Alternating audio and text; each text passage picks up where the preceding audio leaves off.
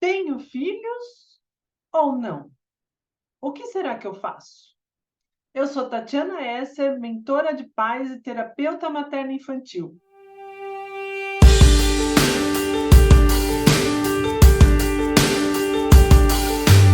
Essa é uma dúvida super natural e uma das mais difíceis da gente resolver, porque filhos exigem vocação, exigem dedicação, não é nem uma questão de dinheiro. Ah, filho custa caro. Pode custar ou não, depende. É como fazer uma festa de casamento, vai do zero ao céu as possibilidades.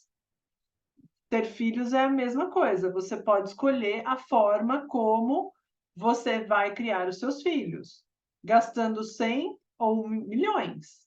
Você decide, você encaixa o seu filho dentro do seu orçamento e não o contrário. Então, esse não pode ser um fator determinante. Acontece que ter filhos dá trabalho, dá sim. Não é simples, não é um brinquedinho que você deixa ali na estante. Você tem que ter tempo para se dedicar aos seus filhos, aos cuidados, para se dedicar ao treinamento, para acompanhar o crescimento e também, quem me segue há mais tempo já deve ter ouvido falar. Nós nos preparamos para tudo que vamos fazer na vida. Você que tem curso superior certamente dedicou no mínimo 4 ou 5 anos a essa sua formação. E quanto tempo você estuda para desempenhar o papel mais importante da sua vida? O papel de pai ou mãe? A gente não estuda. A gente simplesmente recebe um bebê no colo sem informação nenhuma. Aliás, eu tenho uma seguidora que comentou o vídeo anterior, dizendo que ela está pensando em ter filhos e ela já está pesquisando sobre isso. Gostei, porque está se preparando. Mas quem pensa demais acaba não tendo filho. Porque, de fato, gente, não é uma tarefa fácil. Eu não vou mentir para vocês. Não é. E quer saber mais? Para piorar um pouco, depois que você tem o primeiro, a decisão de ter o segundo é infinitamente mais difícil, porque você já sabe o tanto que você se dedica ao seu filho e você fica muito na dúvida se você vai ser capaz de fazer isso por dois. E minha avó, quando eu engravidei, a minha avó materna, ela me dizia assim: sabe, Tatiana, um filho é só um filho, mas dois parece 20. Eu ficava agoniada pensando, meu Deus, não vou dar conta. Foi por que não me falou isso antes? Mas acontece que eu sempre quis ser mãe, sempre. Se eu ia casar, eu não sabia, mas que eu ia ter filhos, isso eu tinha certeza. Então, os meus planos eram ter três, mas não deu por uma série de questões na minha vida, questões até de saúde. Mas estou feliz com os meus dois meninos. Estou muito feliz com eles. Agora, é fácil? Não, não é. Quando chega um bebê na família e já existe uma criança mais velha, a gente tem que se desdobrar. Não é como o primeiro filho, que a hora que ele vai descansar, você também vai. Não. A hora que o pequeno está descansando, você se dedica ao mais velho, porque eles sentem, eles sofrem, e muitas vezes em silêncio. No caso da personalidade do meu filho mais velho, ele sofre muito em silêncio. Cabe a nós, pais, que temos a inteligência, né, ou devemos ter inteligência emocional e inteligência racional também, para observar esses comportamentos e socorrer, né? Então, assim, é fácil? Não é fácil. Recomendo? Muito, porque filhos levam a gente para muito mais longe do que a gente iria se a gente não os tivesse. Já começa por aí. Então, assim, eu comento com meu marido às vezes. Poxa, se a gente não tivesse os meninos, talvez a gente já conhecesse o mundo, porque a gente teria condições financeiras de viajar o tempo todo, e é uma coisa que eu gostaria muito de fazer, Mas será que a gente estaria morando onde a gente está? Será que a gente estaria no patamar de vida que a gente está?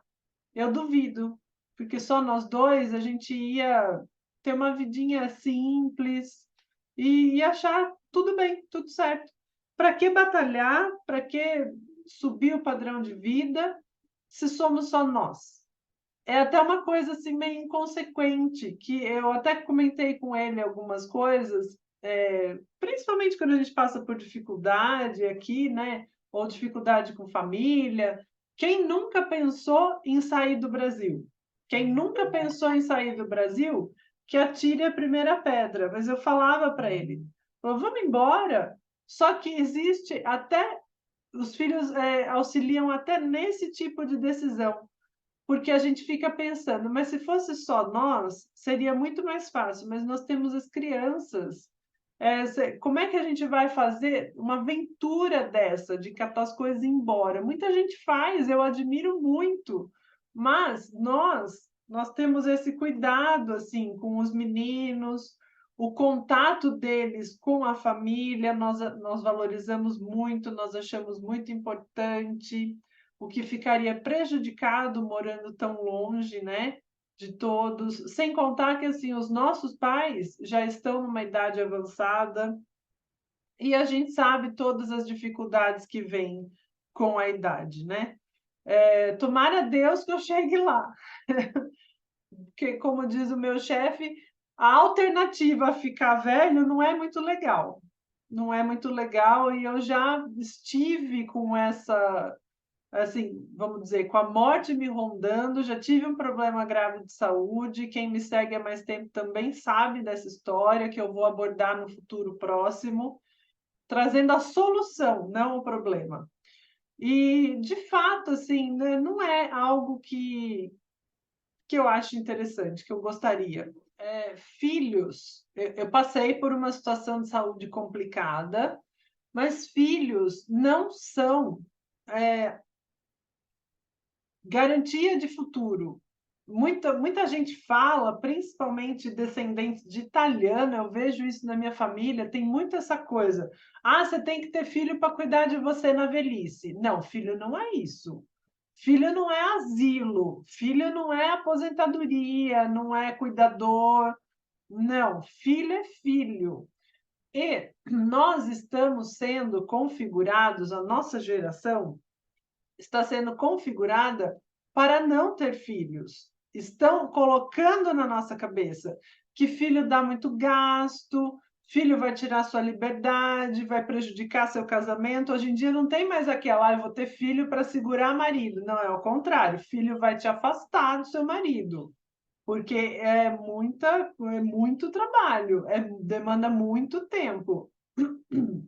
Quem tem filho aí pode dizer. Então, nós devemos estar atentos a isso, porque a família é a base da sociedade. E a nossa família deve ser construída em bases sólidas. Nós devemos dar aos nossos filhos princípios fortes, valores fortes, para que eles saibam, quando eles crescerem e tiverem contato com coisas que não são positivas, para que eles tenham discernimento de escolher. Quando nós damos uma base sólida, nós não precisamos nos preocupar quando eles crescem, porque assim que eles tiverem contato com alguma coisa que não é positiva, a primeira coisa que eles vão pensar é: não, eu não posso fazer isso. Imagina se meu pai e minha mãe descobrem. Eles vão ficar decepcionados comigo. Então, tenham filhos, aproveitem os benefícios que os seus filhos vão trazer para a vida de vocês, porque eles remexem em tudo, principalmente naqueles traumas e conflitos que estão escondidos lá no fundo do nosso subconsciente. Esses dias eu voltei para a terapia e, analisando a minha vida toda, assim, eu tenho um perfil que eu estou sempre procurando agradar. Isso é traço de rejeição. E quem está sempre procurando agradar não fez o que precisava fazer na adolescência, que é se rebelar contra os pais. Não simplesmente por se rebelar, mas para formar a sua personalidade de acordo com as suas características. E aí eu fiquei me questionando sobre um assunto tolo. Um exemplo, música. Todo adolescente se torna rebelde, começa a ouvir rock and roll, aquelas coisas assim que vai muito contra o gosto dos pais. E eu nunca fui assim. Eu nunca fui essa adolescente rebelde. Tanto que eu curtia MPB até quando eu estava na faculdade já. Eu ia para a faculdade ou ia fazer alguma coisa dirigindo, ouvindo MPB. Então eu sempre fui adolescente boazinha. Só que a adolescente boazinha não formou a própria personalidade separada daquele núcleo familiar dos pais. E isso traz consequências. Eu não vou me rebelar agora, nessa altura da minha vida, não faz o menor sentido. Mas eu me questionei muito a respeito do meu filho mais velho, que está prestes a entrar na adolescência. O que ele anda fazendo, se ele anda fazendo coisas para nos agradar. E aí, esses dias foi muito curioso, inclusive isso aconteceu ontem. Ele programou a Alexa dele para tocar música na hora do despertador, ao invés daquela buzina chata que ele desligava e continuava dormindo. Só que ele programou uma música que atende aos nossos gostos, ao nosso gosto musical. Eles gostam também, mas eles gostam de tanto ouvir a gente ouvindo. E eu fiquei pensando, falei, meu Deus, esse menino precisa se revoltar. Ele vai entrar na adolescência, ele precisa ter o gosto musical dele. É uma coisa que pode ser boba, pode ser sutil, mas é assim que vai se formando a personalidade, a individualidade dele. E aí, ontem, ele saiu do banho, ligou a Alexa lá e estava cantando uma música que eu não conheço.